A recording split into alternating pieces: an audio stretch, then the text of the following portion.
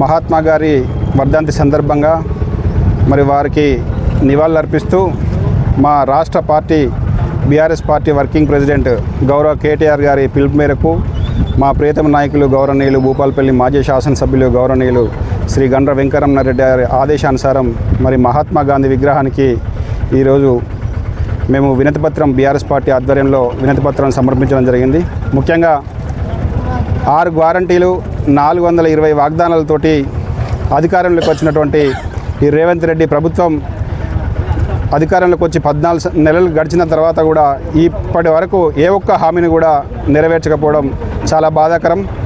వారు ముఖ్యంగా రైతు రుణమాఫీ కానీ, పెన్షన్ని 4,000 పెంచడం కానీ, ఆ తర్వాత 2 లక్షల రుణమాఫీ, రైతు భరోసా ఎకరానికి 15,000 రూపాయలు, ఇంకా అనేక హామీలు ఇచ్చి ఈరోజు కాంగ్రెస్ పార్టీ అధికారం రావడం జరిగింది.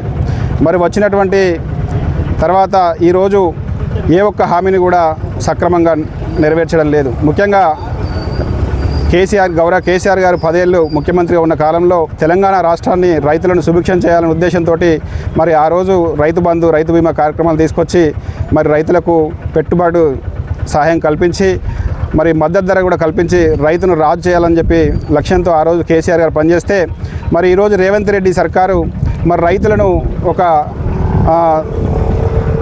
భిక్షాటన వైపు తీసుకెళ్లే ప్రయత్నం చేస్తూ ఉన్నారు. ముఖ్యంగా ఈరోజు రైతు బంధు పోయిన సంవత్సరం 2 దఫాలుగా ఎగ్గొట్టింది.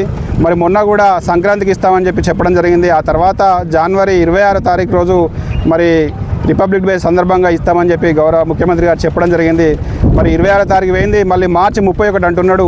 ఈ రకంగా నట్టేట ముంచుతూ ఉన్నాడు రైతులను. కాబట్టి ఈ కాంగ్రెస్ పార్టీ సర్కారుకు బుద్ధి చెప్పాలి. ఈ ప్రజలు ఎప్పుడు ఎలక్షన్లు జరిగినా అని చెప్పేసి మీ ద్వారా తెలియజేస్తూ మరి ఇప్పటికైనా రేవంత్ రెడ్డి ప్రభుత్వం ప్రజలకు ఇచ్చినటువంటి వాగ్దానాలను నెరవేర్చాలని చెప్పేసి బీఆర్ఎస్ పార్టీ డిమాండ్ చేస్తూ ఉంది.